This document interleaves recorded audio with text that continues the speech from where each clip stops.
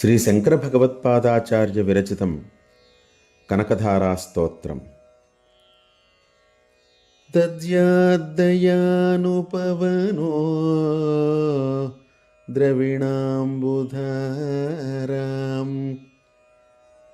అస్మిన్న కించన విహంగశిశో విషణ్ణే దుష్కర్మ ఘర్మమపనీయ చిరాయ దూరం నారాయణ ప్రణయిని నయనాంబువః నారాయణ ప్రణయిని నయనాంబువః.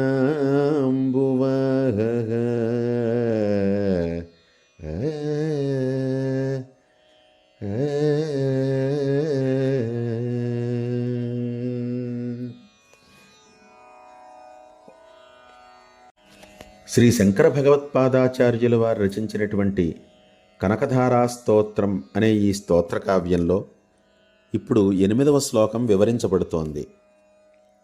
దయా అనే అనుకూలమైన వాయువు గల ఆ శ్రీ మహావిష్ణువునకు ప్రేమాస్పదమైన మహాలక్ష్మీదేవి యొక్క చూపు అనే మేఘము సంసారతాపంతో బాధపడుతున్న పేదరికపు పక్షిపిల్లనైన నాయందు నేను చేసిన దుష్కర్మ అనే తాపమును ఎప్పటికీ నా వద్దకు రాకుండా తొలగించి సంపద అనే వర్షధారను కురిపించుగాక అని ఈ శ్లోకం యొక్క తాత్పర్యం.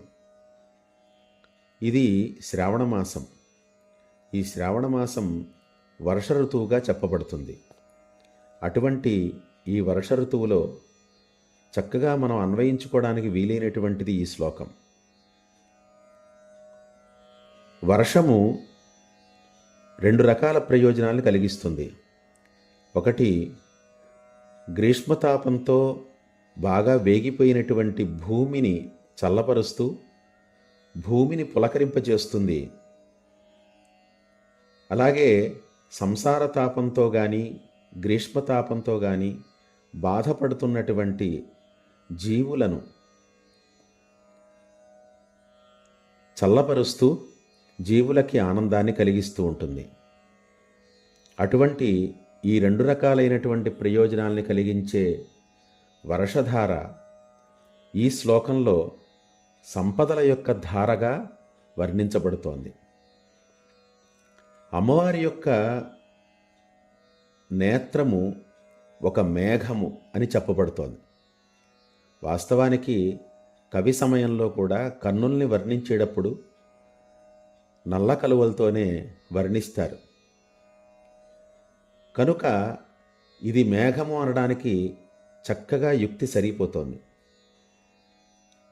శ్రీమన్నారాయణుని యొక్క ప్రేమకు ఆస్పదమైనటువంటి, ప్రేమకు మూలస్థానమైనటువంటి ఆ మహాలక్ష్మీదేవి యొక్క నేత్రము అనే మేఘము సంపద అనేటువంటి వర్షధారలను నాపై కురిపించుగాక అని ఈ శ్లోకం యొక్క సారాంశం.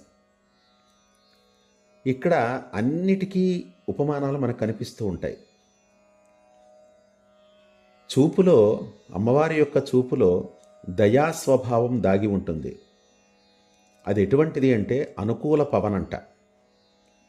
మేఘములు ఆకాశంలో ఉన్నా ఎక్కడ వర్షం కురవాలో అక్కడికి ఆ మేఘములు వెళ్ళాలి. లేకపోతే అవి ఉన్న చోటే వర్షాన్ని కురిపిస్తూ ఉంటాయి. అలా కాకుండా అనుకూల వాయువులు ఏం చేస్తాయంటే ఆ మేఘాలని ముందరికి జరుపుతూ ఉంటాయి. అదేవిధంగా అమ్మవారి యొక్క దయ అనేటువంటి అనుకూల వాయువులు అమ్మవారి యొక్క చూపు అనే మేఘమును నాపైకి ప్రవర్తింపచెయ్యాలి. అలా ప్రవర్తింపచేసి నా యందు సంపదల్ని కురిపించాలి. అసలు నాకు అమ్మవారి యొక్క దృష్టి కలగడానికి ఉన్నటువంటి యోగ్యత ఏమిటి అని ఆలోచిస్తే అస్మిన్ అకించన విహంగశిశౌ విషణ్ణే అని అక్కడ చక్కని విషయాన్ని చెప్తున్నారు. సంపదలు ఎవరికి కావాలి అంటే దారిద్ర్యంతో బాధపడేవాడికి సంపద కావాలి. సంపదలు బాగా ఉన్నవాడికి సంపద ఎందుకు?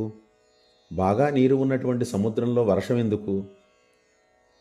అందువల్ల విషణ్ణే బాధతో తపించిపోతున్నటువంటి నాయందు అన్నారు.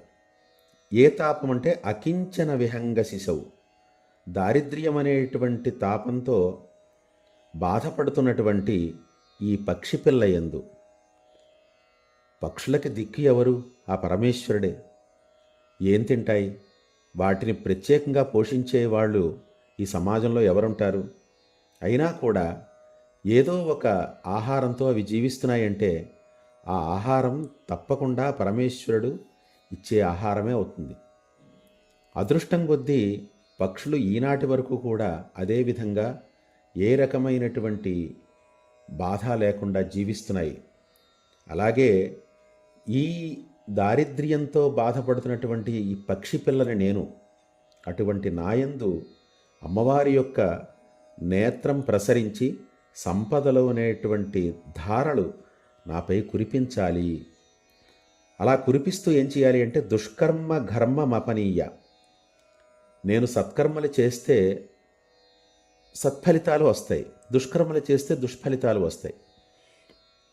దానం చేసే వ్యక్తి సంపన్నుడుగా పుడతాడు, దానం చెయ్యని వ్యక్తి దరిద్రుడిగా పుడతాడు అని మనకి ఒక శ్లోకం ద్వారా తెలియపడుతోంది. అదాన దోషేణ భవేద్దరిద్ర, దారిద్ర్య దోషేణ కరోతి పాపం, పాపాదవశ్యం నరకం ప్రయాతి, పునర్దరిద్రి పునరేవ పాపి అంటారు. దానం చెయ్యకపోవడం వల్ల, సత్పాత్రతని గుర్తించి సత్పాత్రునికి దానం చెయ్యకపోవడం వల్ల, సద్వినియోగం పొందేటువంటి దానం చెయ్యకపోవడం వల్ల వాడు దరిద్రుడై పుడుతున్నాడు. దరిద్రుడై పుట్టి పూర్వం చేసినటువంటి పాపాలతో మళ్ళీ పాపాలనే చేస్తున్నాడు. ఇలా పాపాలు చేసి నరకాన్ని పొందుతున్నాడు. నరకాన్ని పొందినవాడు మళ్ళీ భూమిపైకి వచ్చి మళ్ళీ దరిద్రుడిగానే పుడుతున్నాడు, మళ్ళీ పాపాలు చేస్తున్నాడు. అందువల్ల దానం చెయ్యకపోవడం అనేది మహాపాపకృత్యం. దానివల్ల ఎక్కువ దారిద్ర్యాన్ని అనుభవించవలసి ఉంటుంది అని చెప్పారు. కాబట్టి ఎన్నో దుష్కర్మలు, సత్పాత్రునికి దానం చెయ్యకుండా, ఆపదల్లో ఉన్న వాళ్ళని ఆదుకోకుండా, సమాజాన్ని గుర్తించకుండా, మంచి ప్రవర్తన కలిగి ఉండకుండా నేను చేసినటువంటి దుష్కర్మలు ఏవైతే ఉన్నాయో వాటి వల్ల ఈరోజు దారిద్ర్యాన్ని అనుభవిస్తున్నాను. అటువంటి దారిద్ర్యాన్ని అనుభవిస్తూ బాధపడుతున్నటువంటి నాయందు అమ్మవారు, నేను నమ్మినటువంటి ఆ మహాలక్ష్మి నాయందు చూపు అనేటువంటి మేఘాన్ని ప్రసరింపచేసి వర్షధారలు, సంపదలనే వర్షధారల్ని కురిపించాలి అని ఈ శ్లోకంలో ఉన్నటువంటి సారాంశం. కనుక ఈ వర్షాకాలాన్ని అమ్మవారి యొక్క చూపులు అనే మేఘములతో కూడినటువంటి సంపదలనేటువంటి వర్షధారులుగా ఈ వర్షాన్ని మనం గుర్తించి, ఈ వర్షాకాలాన్ని గుర్తించి అమ్మవారి యొక్క అనుగ్రహమునకు మనం పాత్రులం కావాలి. ఇష్టావిశిష్టమతయోపి యయా దయార్ద్రదృష్ట్యా త్రివిష్టపదం సులభం లభంతే. దృష్టిః ప్రహృష్టకమలోదరదీప్తిరిష్టాం పుష్టిం కృషీష్ట మమ పుష్కర విష్టరాయ. పుష్టిం కృషీష్ట మమ పుష్కర విష్టరాయ.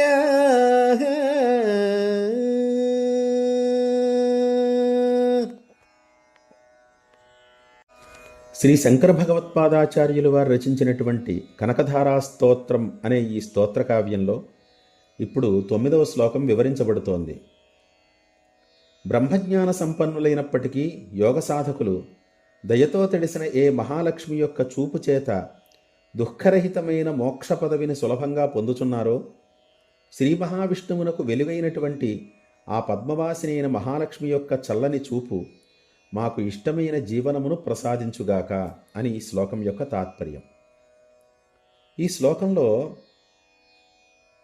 విశిష్టమతయోపి ఇష్టాహ త్రివిష్టపపదం సులభం లభంతే అని ఒక చక్కని విషయాన్ని మనకి ప్రసాదిస్తున్నారు శంకర భగవత్పాదాచార్యులు వారు. విశిష్టమతయ అంటే విశేషమైన జ్ఞానము గలవారు అని అర్థం.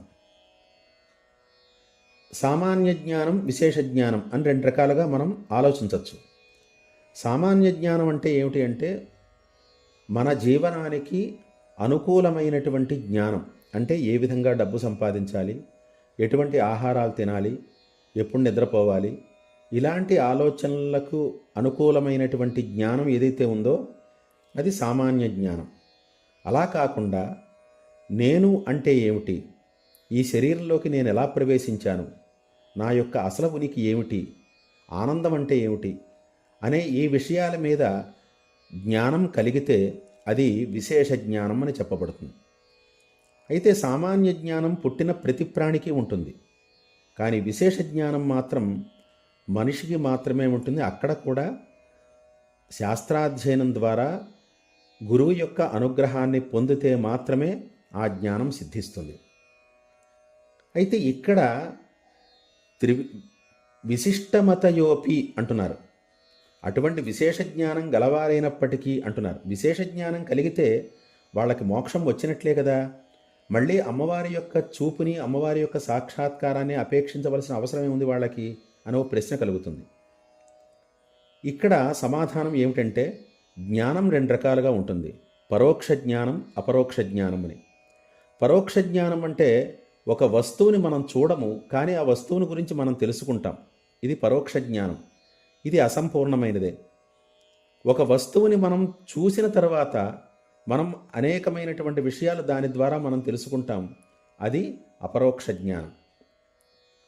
ఇక్కడ పరోక్ష జ్ఞానం కలిగినటువంటి వ్యక్తికి ఒక అనుభవం చాలా అవసరం. జ్ఞానం ఉన్నా అనుభవం కావాలి. కానీ లోకంలో జ్ఞానం, అనుభవం రెండు ఒకటే అనుకుంటారు. కాదు, జ్ఞానం వేరు, అనుభవం వేరు. శాస్త్రముల ద్వారా జ్ఞానం సిద్ధించిన తాను ఆత్మస్వరూపాన్ని దర్శించవలసినటువంటి ఒక విషయం తప్పనిసరిగా ఉంటుంది. ఆత్మస్వరూపాన్ని దర్శించిన తర్వాతే అపరోక్షానుభూతి సిద్ధిస్తుంది. అప్పుడే అనుభవ సిద్ధి అనేది ఏర్పడుతుంది. అనుభవ సిద్ధి లేనంత వరకు జ్ఞానం ఉన్నా వాడు కర్మబద్ధుడుగానే ఉంటాడు. అయితే కర్మబద్ధుల్లో ఒక విశేషమైనటువంటి స్థానంలో ఉంటాడు వాడంతే. ఈ విధమైనటువంటి యోగులు అనుభవ సిద్ధి కోసం యోగ సాధన ఇంకా బలంగా చేస్తూ ఉపాసన, ధ్యానములనేటువంటి రెండు మార్గాల్లో ప్రవేశించి సూక్ష్మంగా అమ్మవారి యొక్క స్వరూపాన్ని విచారిస్తూ అమ్మవారి యొక్క సాక్షాత్కారాన్ని పొందుతారు. అలా పొందిన తర్వాత ఏం జరుగుతుంది అంటే యయా దయార్ద్ర దృష్ట్యా, అమ్మవారి యొక్క ఏ దయార్ద్ర దృష్టితో త్రివిష్టపపదం సులభం లభంతే.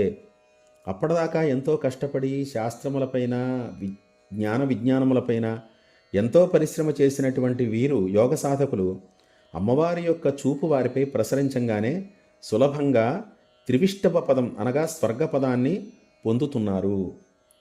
స్వర్గం, ఇక్కడ త్రివిష్టపం అంటే స్వర్గం అనే అర్థం. స్వర్గానికి పర్యాయపదమే త్రివిష్టపం. అయితే త్రివిష్టపం అనేది రెండు రకాలుగా ఉంటుంది. కర్మబద్ధమైన స్వర్గం, జ్ఞాన సాధకులకు యోగ్యమైన స్వర్గం. కర్మబద్ధమైన స్వర్గంలోంచి మనిషి మళ్ళీ తిరిగి వెనక్కి వచ్చేస్తాడు. కానీ జ్ఞాన సాధకులకు ఏర్పడినటువంటి స్వర్గం ఏదైతే ఉందో అది మోక్షం అని చెప్పబడుతుంది. ఇక దాని నుంచి తిరిగి వెనక్కి రావడం అనేది ఉండదు. ఈ విషయాన్నే భగవద్గీతలో తెలియజేస్తున్నారు. తేతం భుంక్త్వా స్వర్గలోకం విశాలం క్షీణే పుణ్యే మర్త్యలోకం విశంతి.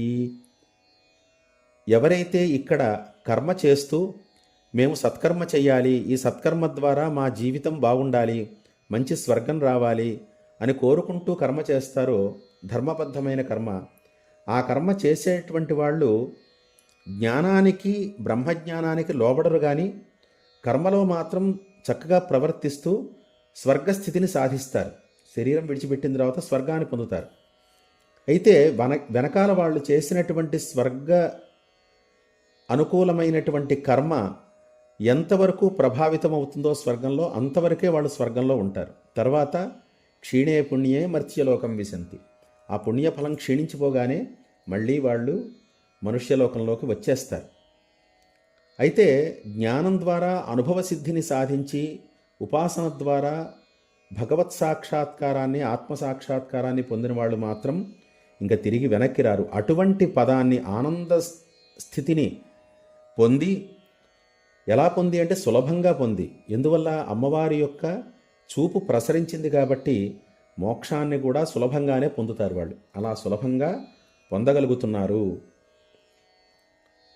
అలాగే వాళ్ళకి మాత్రమేనా ఈ చల్లని చూపు, సామాన్యులైనటువంటి మా యందు ప్రసరించదా అనంటే వీళ్ళు కూడా కోరుకుంటున్నారు.